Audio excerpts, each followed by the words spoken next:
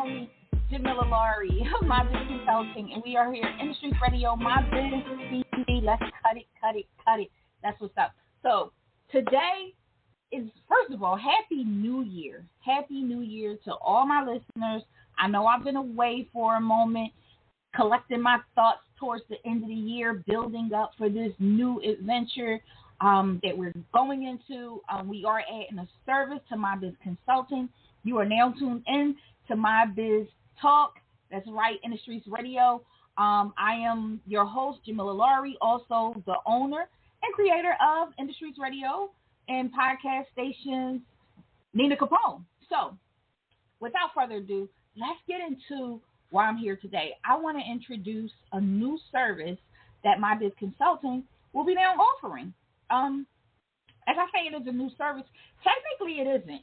Technically, it's what I've been doing for many years with not only my company, but other companies that I've worked for, and just didn't actually offer it as a service. It's kind of something that I became good at and was pulled into and was just doing.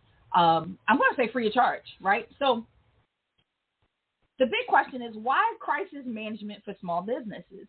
And it's a short answer. When I go into a business or business comes into my office and they're looking for SEO or marketing services or a new system, software system, here's the thing. They don't have things in place that I start requesting and requiring to get to do my part, right?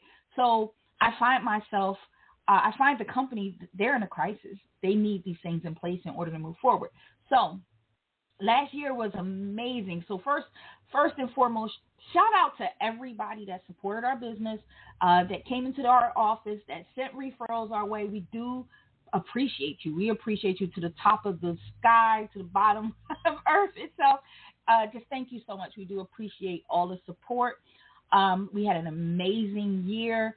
It was a huge learning experience for us. We grew to this great height. We were able to add on additional businesses under the umbrella, and it's just an amazing experience. Lots and lots of learning. Started to work more strategically with small businesses. We had the opportunity to witness crisis, both big and small, right? We had the opportunity to stand by and jump in with our expertise to resolve some of these incidents that were going on. When people or businesses are in crisis, we need to react immediately. And that's one of the things we want to start to put out there, that you can't fix it at that very moment, but you can go ahead and patch it up. But let's think about this now. How can we work on having things in place to, not only just handle that quick fix, but to fix it in a long run? We've been being supportive to our customers. Once again, this has caused us to pivot, a huge pivot for our company, but we're very excited about it. So let's jump into it. When I say crisis management, this can apply to any kind of business. I think it's such a big word, and we hear it so often, but we think crisis like the building's on fire, right? We think crisis like a flood, crisis like a car accident, or a crash of a server or website or something in that nature, right? So let's think on a smaller scale of crisis. What is small business crisis management? Well, let's talk first about what is crisis management. Crisis management is simply the process of preparing and managing any disruptive or emergency situation that affects your business, your stakeholders, your employees, your customers, and your revenue. This can cause so much grief to a business owner or company itself or a team of leaders. This can cause, or just your employees, right? So there's lots of different crises that could take place. And I'm going to start to use this term a little more loosely so people can understand, when they're in a crisis.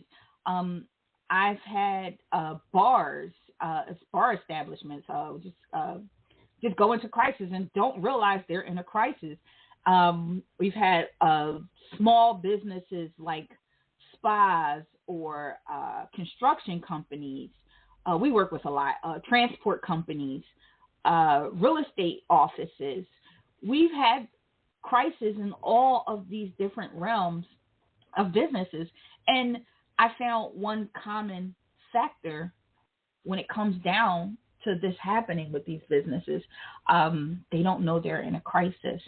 They simply don't know that they're in a crisis.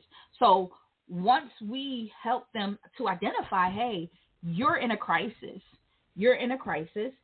and here's why, the information and what I have identified is what I start to address. This is what I watched happen. And this is why you're in this crisis, and a lot of people don't like to use that word because it's so powerful when it comes down to identifying a problem. No, we have an issue, we have a problem. No, you have a crisis. So let's be realistic when we're addressing things. I'm going to call it like it is. I don't go into organizations to be friends with anyone. I come in to resolve a problem and get out. I do have a business to run, so my time is valuable. One of the things I want to talk about is some types of crisis. So let's get into it. I don't have a lot of time, but we're going to get through it. So let's talk about some crisis. Financial crisis, right? Financial crisis involves the money. I'm not going to go take a deep dive into it, but financial crisis involves finances, money. What's going on? This could be from someone miscounting some money, someone stealing from the company, someone not paying or collecting funds. This can happen on so many different levels that, we got to make sure we prepare as much as we can. And we're going to talk a little bit about more how to prepare for these things, because can you really prepare for a crisis? We don't know. So if you're interested in jumping on the line, asking questions, you can give me a call. I am live right now. Again, it's January 2nd, 2023. The time is 11:37, 319-527-6748. I am live on the air. Another personnel crisis. We've had situations where customers, let's say their staff and employees decided not to come to work anymore. I mean, this happened we say small businesses. I'm focused on small businesses now, but it's happened with even larger businesses. Let's say, for instance, when the employees at the airport all decided to quit in one day. Well, that was a crisis. That crisis needed to be managed. Okay, that had to be taken care of. That someone had to come in and intervene and address that crisis, because that wasn't expected. That wasn't something that, you could prepare for and say, just in case my personnel walks out today, I'm going to, or they just decide not to show up, I'm going to have this in place. So that's something very hard to plan for. Therefore, you got to have, the right resources at hand, or someone with the right resources at hand. Let's talk a little bit about an organizational crisis. Okay. Now we get into organizational crisis.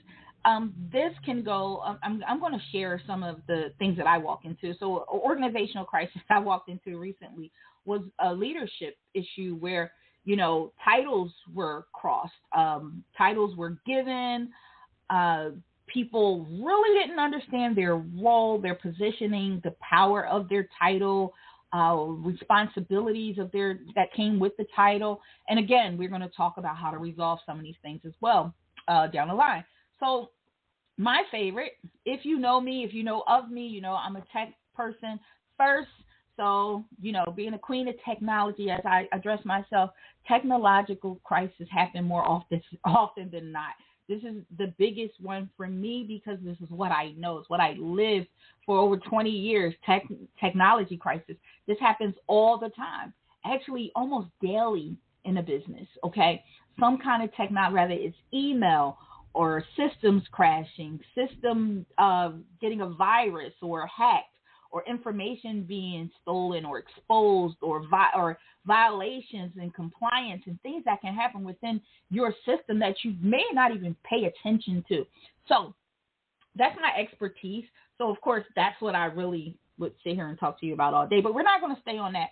Let's talk a little bit about natural disasters, because from 2019, 2020, 2021, 2022, we have experienced so many crises that we were able to just look at from hindsight, whether we were on social media, the news, whatever. We were able to see these crises happen live. So natural disasters, the Ukraine, for instance, I want to talk a little bit about how they experienced a natural disaster with hurricanes, things like that. And then the war, they didn't have any say on, or will our business shut down because we're at war or what have you. This is something that happened. So I don't know how many people are aware, but there's a lot of small tech firms over there that experienced a huge shutdown, job loss, just so many different things. So countries, well, we have like New Orleans where the actual, where they had floods. I mean, we can go on and on about natural disasters. This happens. And again, you don't know they're going to happen. COVID happened. I mean, everything was shut down. I, at the time, was working for the federal government and had to go home.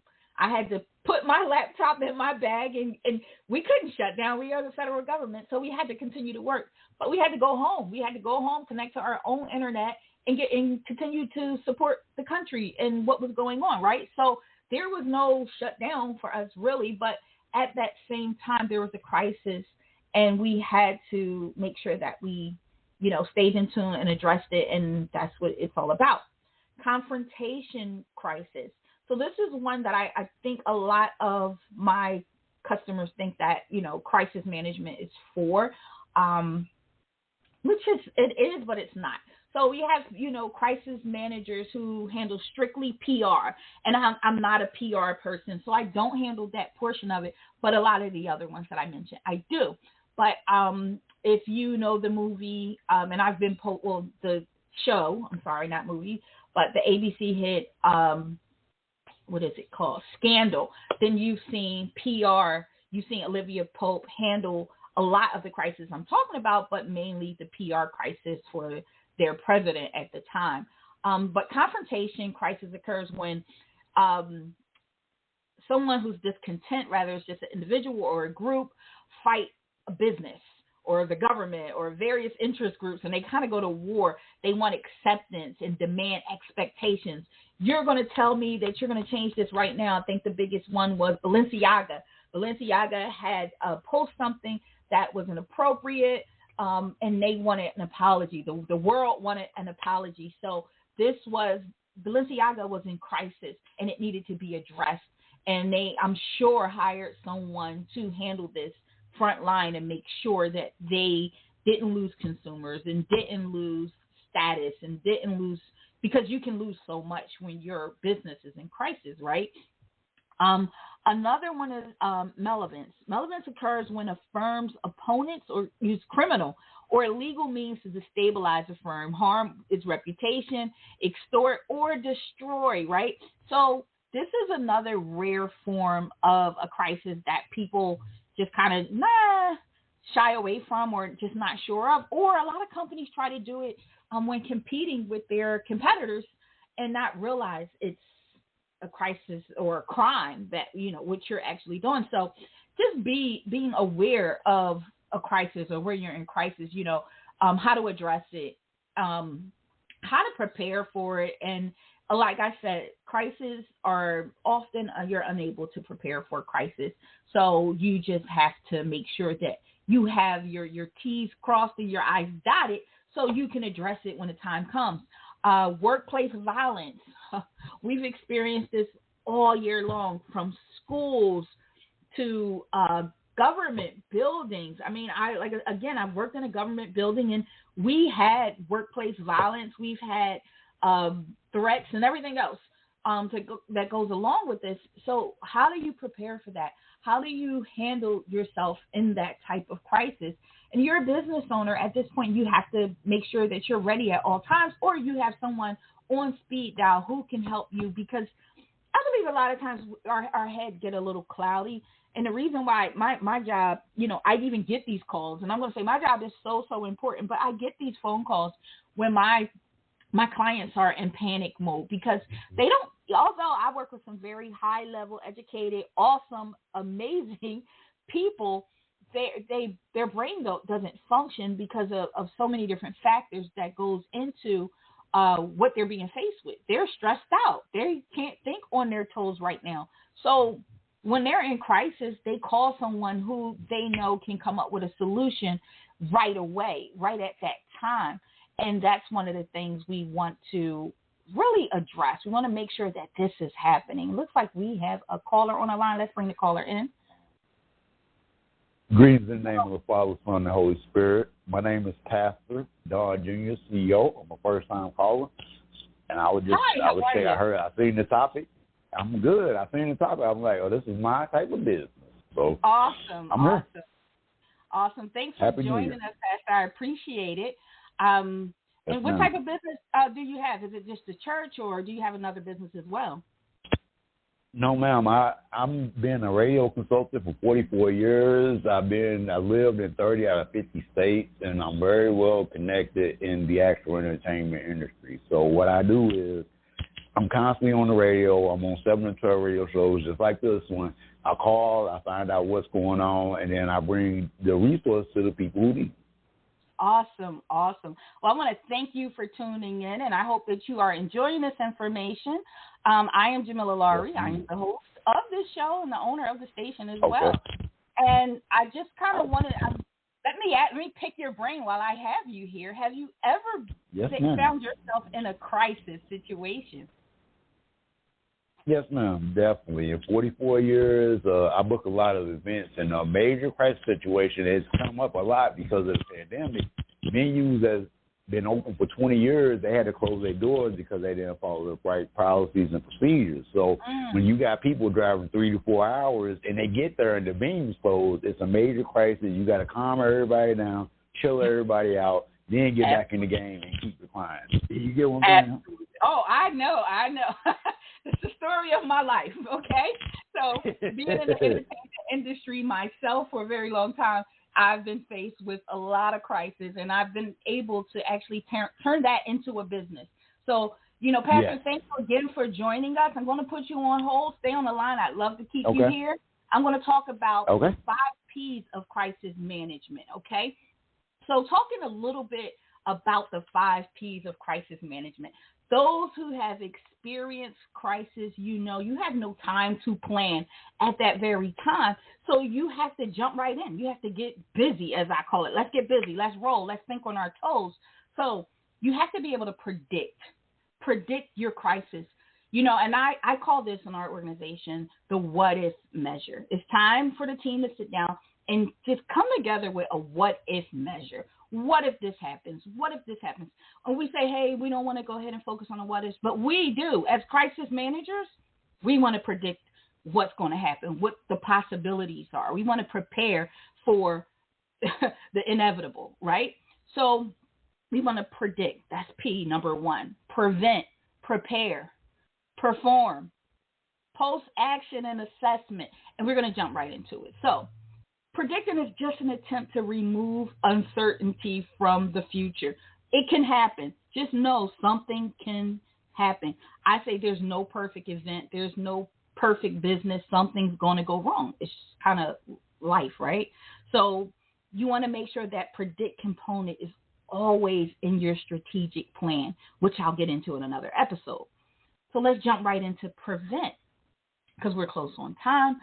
Prevent. This is a deliberate action. You have to actually sit and say, we have to make sure that if this happens, we have this in its place. IT people and technology, this is kind of disaster recovery is what we call it. This is what we live by, right? We want to make sure future harm doesn't take place. If something goes wrong today, we got to make sure that it doesn't happen tomorrow. So this is achieved by a long-term strategy. Create a long-term strategy and put it in place. Okay, operational strategy is what we use. You can Google all this stuff. This information is public. You don't have to be an expert to get this information. If you don't know what you're doing, again, we do exist. My Biz Consulting. This is what we help companies to do. You want to minimize the impact of man-made incidents, okay? You don't want man-made incidents. We can't control nature, but we can control man-made incidents. So let's make sure that we prepare to prevent, right? So preparation, let's talk about prepare, right? This is a core component of effective response and covers 6 essential activities as follows. Let's go into them. Planning, organizing, training. And I want to just touch on training a little deeper here because it's important that your team know what to do. People know their roles. This is something I believe kids in kindergarten learn, or maybe even preschool, what to do in case of a fire. This is where where preparation is taught and learned for the first time. During a fire drill, everyone, you get in line, you grab this, you get in line, and you head out in this direction.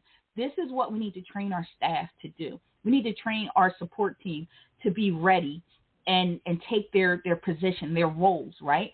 We want to equip them with the knowledge, the skill set to not panic, to not freak out, to not lose it, and to stay focused, okay? And we want to exercise this. We don't want to wait until something happens to recap what we said. We want to always constantly go over this, make sure that everybody is up on what they need to do, because we can't expect everybody to do everything or always be prepared. But if we equip them and we help them with exercising what they're supposed to do, you're going to have a good outcome. Okay. And then you want to evaluate your processes. I feel as though people put these processes in place and then they don't evaluate them, because process need improvement at all times. Okay. So you want to make sure that not only are you preparing your people, your teams, but you want to make sure that you go over and make sure they understand what needs to happen and then improve on it. How can we get better? How can we make this solution a little bit better? And then performing. Performing is my favorite part. That's the actual implementation of contingency plan. Let's put the contingency plan in place so when a crisis occurs, no matter what's happening, we are proactive. We're taking the right measures. We're responding quickly. The crisis is the priority. No one's sitting at their desk like, I still have to do this. Like, no, this is the priority. We need to make sure people have that clear understanding of how to perform during a crisis. And again, post-action and assessment. This is where I believe most small businesses drop the ball. They don't go back and create that post-action plan.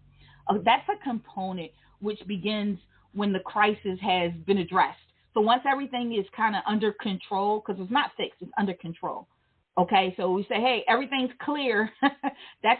We call it the walkie-talkie command. Everything's clear on this end, right? So now that it's clear, the organization is returning to business as usual. We're back. The doors to the club has opened up. We're back. We're in action. Things are happening. The show must go on.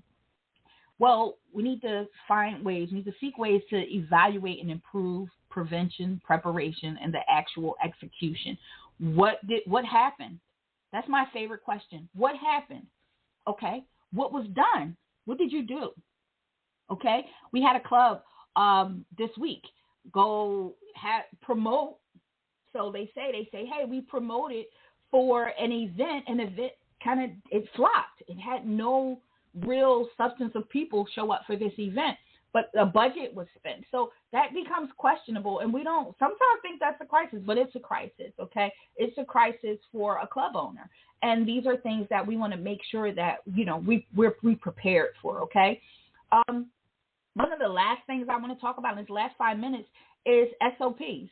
SOPs can prevent a lot of this from happening. And SOP, I'm not going to use my SOP lingo. Let's say SOP is a standard operating procedure. 90% of the offices that I work with, the businesses that I work with, the customers that I work with, the people who sit down with me in my office do not have a standard operating procedure in place. A lot of companies feel like we're a small business. I do all the work myself. I don't have to put a SOP in place because I'm going to do it anyway, and I don't want anybody to know all my trade secrets and all that BS, right? Because that's all it is. It's BS at this point. You need to write it all out, okay? It's a set of written instructions that describe step by step what actions need to be taken for routine activity, intake and assessment. How do you go about doing it? If you're working my front desk and a customer comes in, what is the first thing that you need to do? I can't be there all the time. I can't be at the front desk handling all intakes. I can't meet with a client right away. So I need to be able to train someone to do that. And training is not enough. Sitting there telling someone, well, you're going to do the intake and you're going to do this, that, and other. That's just not enough. It's not enough. So standard operating procedures should be written out for each role in your company. Every single role should have a SOP. It's so important. And when I say this, I think, again, people can get a little confused in what that looks like.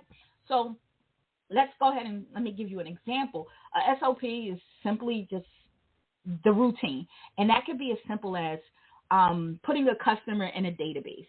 And I write mine out real basic, real kindergarten, like open database, search customer by email, website, or etc. If they're not in the system, enter the customer. If they're in a system, proceed to this. Set up the customer in a system, do this. If you're going to just proceed, the customer's already in there, you go to this. I mean, step by step. I would suggest including screenshots. I love screenshots because they're very helpful for new people who are new to your company, and you have that CRM in place and they need to know how to navigate. This is very, very helpful. So again, make sure you have your standard operating procedures in place. This will eliminate a lot of confusion. Each role will know what they're required to do for any situation. Rather, it's just something that needs to occur every single day or in the event of an emergency. It happens. Again, these are things that I feel like is needed, especially in small businesses. Again, I've come from a large business world where I work with companies with, 3,000 to 5,000 employees that I had a team of 144. So to think on that level is one thing, but to find small businesses who need the same thing, it can be kind of stressful for a small business owner because that drawing up the SOPs it's just a task that's like, it seems daunting. So I do want to share with you a tool that basically does it for you. So if you have a system in place and you want to create a walkthrough of how to use that system and how to get that new customer into the system, then I want you to test out Tango. Tango is a free Chrome extension that helps people do their best at creating these step-by-step documentations. And it's literally in minutes. Like, you just actually do the work and it writes it all out for you. Of course, you're going to have to go back and do some edits, but really it's an amazing tool. I personally use it to capture all workflows, and it's the new year, so I'm working on all new workflows, especially for this crisis management component we're offering our customers starting now, so definitely check that out. You can check out my website at mybizconsulting. We got about 90 seconds. You hear my cue, and we're about to get out of here. I do want to bring the pastor back on the line. Pastor, thank you again for joining us. Let's see if we can get him back on here really quick. Amen. Pastor? Yes, ma'am. Thank you again for joining us. Thank you, and I definitely want to give you my phone number and website because it's really important for us to connect after the show. I love what you're doing. I couldn't pull up your website. You said it so fast, and I was trying to type, but my direct contact number is 352-363-1650, 352-363-1650, and my website is PastorDonJrCEO.com. But I'm here to help. I love the information, and I wrote down the Tango extension. I definitely want to hear more about that. But you have a wonderful, happy New Year. It's the year of Michael Jordan. Everything we planned is coming to fruition this year. So absolutely. Absolutely. Thank you again, Pastor, and thanks for joining us today. I appreciate you, and hopefully all the listeners took down your information as well, because he has a great wealth of knowledge. I will definitely be connecting with the pastor to learn more about what he brings to the table. He has a wealth of experience, 40-something years in the business, so definitely make sure you stay tuned. We will be doing a lot more talk on business crisis, and so much more. Again, thank you for tuning in. We appreciate your listening. I'm out of here. Jamila Lari, My Biz Consulting, mybizconsulting.net, and check us out.